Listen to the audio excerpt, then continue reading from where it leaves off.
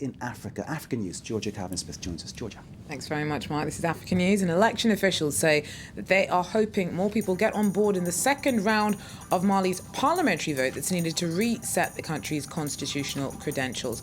Turnout for last Sunday's first round fell far short of expectations. Also, Kenya's President Uhuru Kenyatta may have scored a victory of sorts against the ICC over his crimes against humanity trial. This after member states vote to change attendance rules. Meanwhile, Kenyatta is getting on board a huge railway project being constructed alongside China. And in Cameroon, the search for the abducted French priest continues. More arrests have been made. Boko Haram's already said it took him. The whereabouts of Father Vandenbusch remain unknown. First up, the runway of Kidal's airport was taken over by demonstrators determined to stop the Prime Minister's plane from landing on Thursday. Tuareg protesters from the northern Malian town succeeded in stopping Omar Tatamlai's aircraft from setting down, but claimed that Malian soldiers shot and wounded 3 people during the process. The militaries denied this. Those at the rally support the Tuareg separatist group, the MNLA, which still controls Kidal and maintains a tense relationship with Bamako. But despite growing separatist feelings in Kidal, its parliamentary seat was one of the few filled by the weekend's legislative poll, going to a pro-Bamako candidate. The majority of seats will be decided in December's runoff vote. Authorities are hoping that more people will participate next time in efforts to restore constitutional rule. With a 38% turnout for initial polls, authorities were disappointed. The turnout is far short of our expectations. Far less than the 50% who voted in the presidential election in August. Yet many Malians weren't surprised. I expected it because people no longer trust these politicians. Because once they reached the assembly, they disappointed everyone. The country has been destroyed. Nobody intervened. Mali's legislative and presidential polls are the first since the country plunged into chaos. In March of last year, a military coup led to the fall of the country's north, which was overtaken by armed Islamist groups linked to al-Qaeda.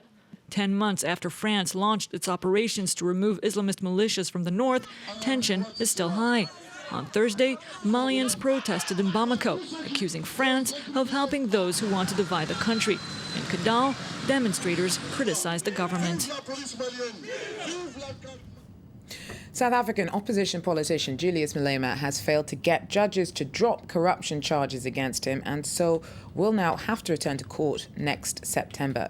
The expelled former chief of the youth wing of the ruling ANC is now a prominent opposition leader and is accused of money laundering and racketeering. He faces up to 15 years in prison after a probe was launched into his affairs last year. Earlier this year, he launched a new political party to take on the ANC. He accuses former ally President Jacob Zuma of pursuing a political vendetta against him.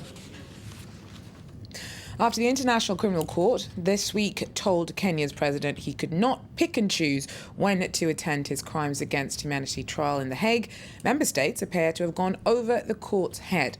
They voted to allow suspects who hold high office to miss part of their trials. This may affect the proceedings against Kenyan President Uhuru Kenyatta. He's charged over fatal post-electoral violence in 2007. He's long argued that a foreign trial would get in the way of his performance of official duties, and Kenya wants sitting heads of state to be granted full immunity. Well, France Mankat's Duncan Woodside's in Nairobi. He tells us member states may be trying to find a balance between the ICC's search for justice and Kenya's increasingly robust defence of its sovereignty.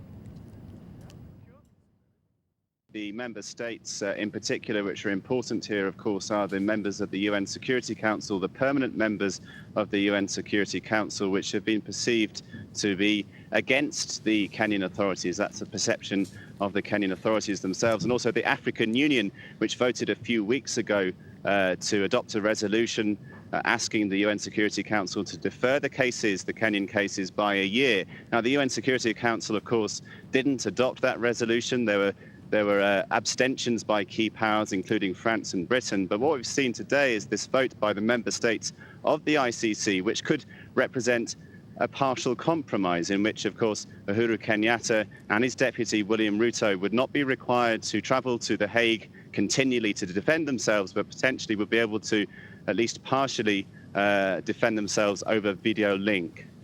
So following Wednesday's vote and arguably with a win under his belt now, is Kenyatta more likely to continue cooperating with the ICC? Well, the International Criminal Court judges would, of course, expect continuation anyway, that these men, of course, are indicted by a body which has been mandated by the UN Security Council, and that's a key thing to bear in mind here. And so far, those two men, Uhuru Kenyatta and William Ruto, have obeyed the demands of the International Criminal Court. They have been party to proceedings and generally cooperated. Whether that will be the case going forwards, though, even with this partial compromise solution that perhaps has been reached today, that remains open to question. There is this increasing groundswell, and not just on the part of the Kenyan elite, but of course by the African Union itself, that the ICC represents a body which is effectively beholden to Western interests. Uhuru Kenyatta, of course, at the African Union a few weeks ago referred to it as a toy of declining imperial powers. So there are various factors to balance here, and it's by no means certain that the President of Kenya and his deputy will continue their cooperation with the court. Duncan Woodside there in Nairobi for us. Now, whilst Kenya's frustration with the West continues to rise, it is consolidating its ties with Beijing by launching its biggest ever infrastructure overhaul. On Thursday, Kenyatta launched the construction of a huge multi-billion-dollar railway that will run from Mombasa across East Africa. It's all part of a $5 billion deal package Nairobi signed with China back in August. Well, today, Kenyatta thanked his Chinese counterpart for the support and pledged that the project would reinvigorate regional trade by cutting transport costs. Our journey to regional economic transformation is impeded by the high cost of transporting cargo by road. That is why my government is determined that a solution to this challenge must be effected urgently. This informs us for the need for the initiative to build a high-speed, high-capacity, standard-gauge railway line connecting Mombasa to Kampala and onward to Kigali. Well, Kenyatta has also won favour amongst freedom of the press advocates by using his veto against a bill that critics have slammed as an attack on freedom of speech. Last month, MPs voted to set up a special policing body that could slap fines of up to €173,000 on journalists if they fell foul of a code of conduct. Well, Kenyatta's office says the president sent the bill back to Parliament because he believes parts of it were unconstitutional and that he's recommended that sections be deleted. 2 weeks after a French priest was abducted in northern Cameroon, authorities are still trying to find out what led to Boko Haram's abduction of Father Georges van den Bursch. More suspects have been arrested, but for now, his whereabouts remain unknown. Police in northern Cameroon are on maximum alert. They're looking for any suspicious individual. This man is suspected of being a follower of Boko Haram, the militant Nigerian Islamist sect. The police want to check to see if he belongs to the group which has claimed the kidnapping of Father Georges van den Bursch, a French priest. Father George was kidnapped on November 14th. There's been no news since then. On the day of the kidnapping, Sister Françoise saw armed men break into the priest's lodgings. She took us around. Father George wore this crucifix around his neck when he was kidnapped. That was the last time she saw him.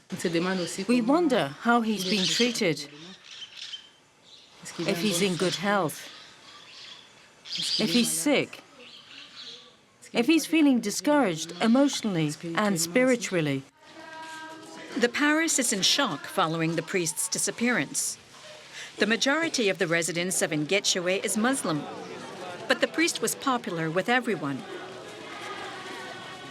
He is very much appreciated here. He would take our children to school. He would even teach the children here in our village. We are very affected by what has happened to him.